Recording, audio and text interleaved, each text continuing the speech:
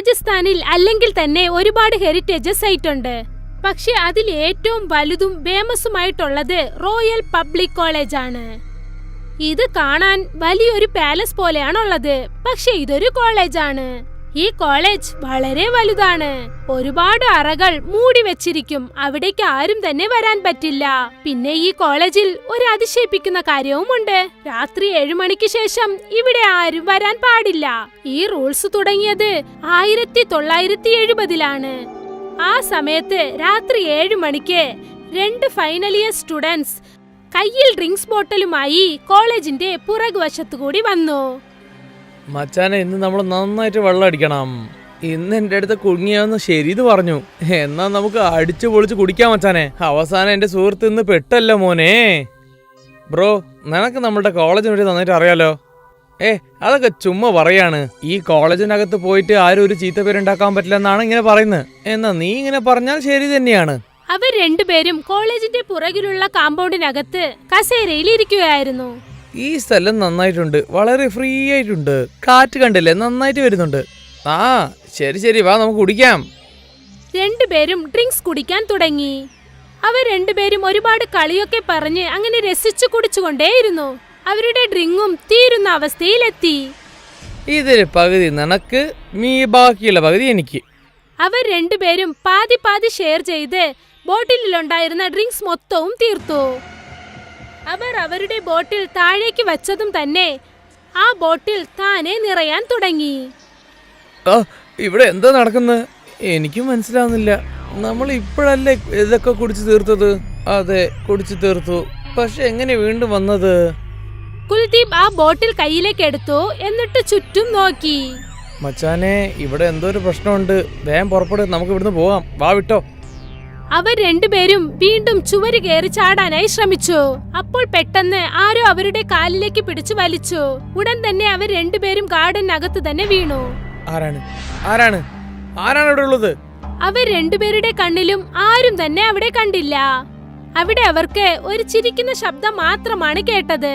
ഇവിടെ വരേണ്ടത് ഞാൻ അപ്പോഴേ പറഞ്ഞതാ. അപ്പോഴാണ് അവിടെ മാസ്റ്റർ സാറിന്റെ ആത്മാവ് വന്നത്. അതെ, നിങ്ങൾ തീർച്ചയായിട്ടും ഇവിടെ ഇങ്ങോട്ട് വരാൻ പാടില്ലായിരുന്നു. ഇതൊരു വിദ്യാമന്ദിരാണ്, വെള്ളമടിക്കുന്ന സ്ഥലമല്ല. നിങ്ങളെ പോലുള്ള സ്റ്റുഡൻസിന് ശിക്ഷ കൊടുത്തേ പറ്റുള്ളൂ. ഞങ്ങളോട് ക്ഷമിക്കൂ. എന്റെ വിദ്യാമന്ദിരം നിങ്ങൾ നാശാക്കിയതിന് നിങ്ങൾക്ക് ക്ഷമയില്ല, തീർച്ചയായിട്ടും ഇല്ല. കുൽദീപും മയൂരും രണ്ടുപേരും ഒരുപാട് പേടിച്ചുപോയി. ആ കാണാൻ പറ്റാത്ത പ്രേതം മയൂറിന്റെ കഴുത്തിൽ പിടിച്ച് അവനെ മുകളിലേക്ക് പൊക്കി. മയൂർ നിലവിളിക്കാനായി ശ്രമിച്ചു. എന്നെ രക്ഷിക്കൂ. കുൽദീപ് അവിടെ നിന്നും ഓടാനായി ശ്രമിച്ചു. അവൻ വീണ്ടും ചെവുരിലേക്ക് കയറി. മറുവശത്ത് ആ പ്രേതം മയൂരിനെ കൊന്നുകളഞ്ഞു. പക്ഷേ കുൽദീപ് എങ്ങനെയോ അവിടെ നിന്നും രക്ഷപ്പെട്ടു. കുൽദീപ് അവിടെ നിന്നും നേരെ തന്റെ വീട്ടിലേക്ക് ഓടി. അവൻ അവിടെ ചെന്ന് വീട്ടിന്റെ കതക് വളരെ ശക്തമായി തട്ടി. അവന്റെ അമ്മ ആ കതക് തുറന്നതും, എന്തു പറ്റി മോനെ, എന്തിനാ ഇങ്ങനെ പേടിച്ചോടി വരുന്നത്? കുൽദീപിനെ കൊണ്ട് ഒന്നും സംസാരിക്കാൻ പറ്റിയില്ല. അവിടെ നടന്ന സംഭവം കണ്ട് അവൻ വല്ലാതെ പേടിച്ചു പോയിരുന്നു. അവന്റെ ശബ്ദം പുറത്തേക്ക് വന്നതേ ഇല്ല. പിന്നെ അടുത്ത ദിവസം ആ ഗാർഡനിൽ മയൂറിന്റെ പ്രേതത്തിനടുത്തായി മദ്യ ബോട്ടിലുകളും കിടക്കുന്നുണ്ടായിരുന്നു.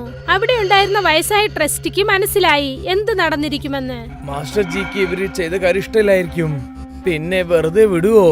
ഇതൊരു കോളേജ് അല്ലേ. ഇത് ഡ്രിങ്ക്സ് ചെയ്താൽ അവരുടെ ഗതി ഇത് തന്നെയാണ്. പക്ഷേ സാർ, ഇത് കാരണം കോളേജിനാണ് ചീത്ത പേര്. പിന്നെ ജനങ്ങൾ അവരുടെ കുട്ടികളെ കോളേജിലേക്ക് അയക്കില്ല. ഇതിന് ഒരു വഴിയേ ഉള്ളൂ. ഇനി 7 മണിക്ക് ശേഷം കോളേജൊക്കെ നമ്മൾ അടച്ചു വെക്കണം. ഒരു സെക്യൂരിറ്റി ഇനിയും വെക്കണം നമ്മൾ. പക്ഷേ സാർ, ജനങ്ങൾ അവരുടെ കുട്ടികളെ പ്രേതമുള്ള കോളേജിലേക്ക് അയക്കുമോ? റോയൽ കോളേജിലുള്ള മാസ്റ്റർ ജീനെ കുറിച്ച് നമ്മളെ കുട്ടികൾക്ക് എല്ലാവർക്കും അറിയാം. ഏതൊരു നല്ല കുട്ടികൾക്കും അദ്ദേഹം ഒരു ബാധിപ്പും കൊടുത്തിട്ടില്ല. അദ്ദേഹം കുട്ടികളാണെങ്കിൽ വളരെ ഇഷ്ടമായിരുന്നു. അതുകൊണ്ടാണ് ഈ കോളേജ് തന്നെ അദ്ദേഹം കെട്ടിയത്. അദ്ദേഹം ദ്രോഹികൾക്ക് മാത്രമാണ് ശിക്ഷ കൊടുക്കുന്നത്. ശരിക്കും മാസ്റ്റർ ജിയാണ് ഈ കോളേജിന്റെ ശരിക്കുള്ള കാവലൻ. ശരി സാർ. ആ ദിവസത്തിന് ശേഷം കോളേജിൽ വാച്ച്മാനെ നിയമിച്ചു. പിന്നെ ആരും തന്നെ രാത്രി 7 മണിക്ക് ശേഷം കോളേജിലേക്ക് പോകാൻ അനുവാദമില്ല. ഈ സംഭവം നടന്ന് ഇന്ന് ഏകദേശം 30 വർഷമായി. ഇവനാണ് ജയ്.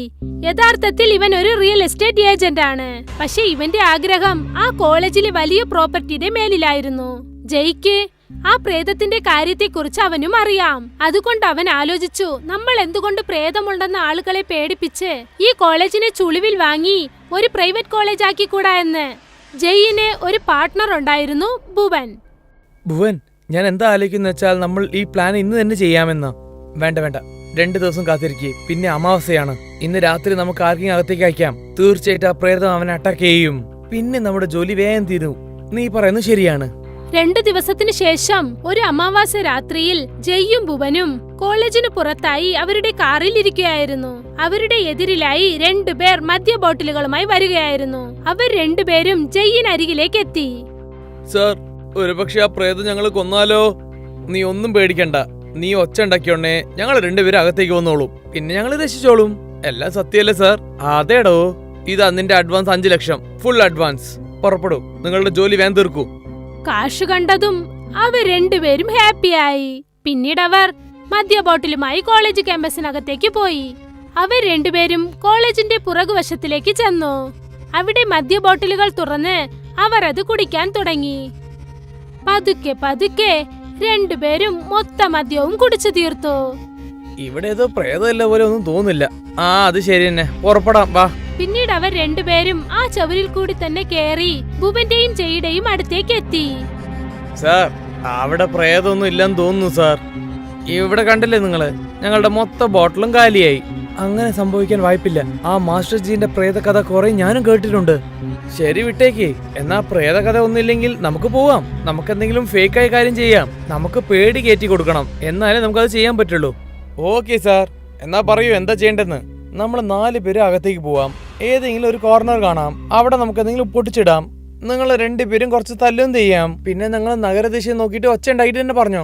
അത്രേ ഉള്ളൂ, ഞങ്ങളുടെ ജോലിയും കഴിഞ്ഞു. സാർ, തല്ലാൻ കുറച്ച് നോക്കി തല്ലണേ. എടാ, നീ ഫിലിം ഒന്നും കാണാറില്ലേ? ചുമ്മാ തമാശക്കാണ് തല്ലുന്നത്. നിങ്ങൾക്ക് ഒരു 2-3 അടിയും കിട്ടും, അത്രേ ഉള്ളൂ. ശരി സാർ, 5 ലക്ഷത്തിന് 2 തല്ല് കിട്ടുന്ന കുഴപ്പമില്ല. ഇപ്പോൾ 4 പേരും കോളേജിന്റെ ചൗരി കയറി ഇറങ്ങി അകത്തേക്ക് വന്നു. അവർ 4 പേരും അകത്തേക്ക് പോയതും തന്നെ ചുഴലിക്കാറ്റുണ്ടായി. പിന്നെ അതിശബ്ദത്തോടെ മിന്നലും ഇടിവെട്ടും ഉണ്ടായി. സാർ, എനിക്ക് തോന്നുന്നു മഴ എന്തോ പെയ്യാൻ പോകുന്നുണ്ടെന്ന്. വേഗം നിങ്ങളുടെ പണി തീർക്ക്. ശരി. ഭുവൻ ഒരു കമ്പെടുക്കാനായി ചെന്നു. അവന്റെ മുൻപിലായി മാസ്റ്റർ ജി പ്രത്യക്ഷപ്പെട്ടു. മാസ്റ്റർ ജിയെ കണ്ടതും ഭുവൻ നിലവിളിക്കാനായി ശ്രമിച്ചു. മാസ്റ്റർ ജിയുടെ പ്രേതം അവന്റെ ശരീരത്തിൽ കയറിപ്പറ്റി. നിൽക്കൂ. എന്തുപറ്റി ഭുവൻ? ഞാൻ പറഞ്ഞല്ലോ നിൽക്കാൻ, നിങ്ങളോട് നിൽക്കാൻ. ഭുവന്റെ ശബ്ദത്തിൽ എന്തോ മാറ്റം അനുഭവപ്പെട്ടു. 3 പേരും പേടിച്ചുപോയി.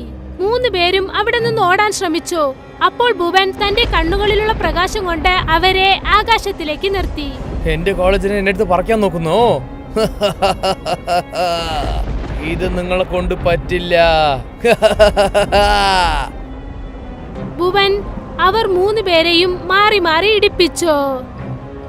3 പേരും കരഞ്ഞു, ശബ്ദമുണ്ടാക്കി. ഭുവൻ അവർ 3 പേരെയും മാറി മാറി ഇടിപ്പിച്ചു. എന്നിട്ട് പെട്ടെന്ന് 3 പേരെയും താഴേക്ക് നിലത്തിട്ടു. എന്നിട്ട് മാസ്റ്റർ ജിയുടെ പ്രേതം ഭുവന്റെ ശരീരത്തിൽ നിന്നും പുറത്തേക്ക് വന്നു.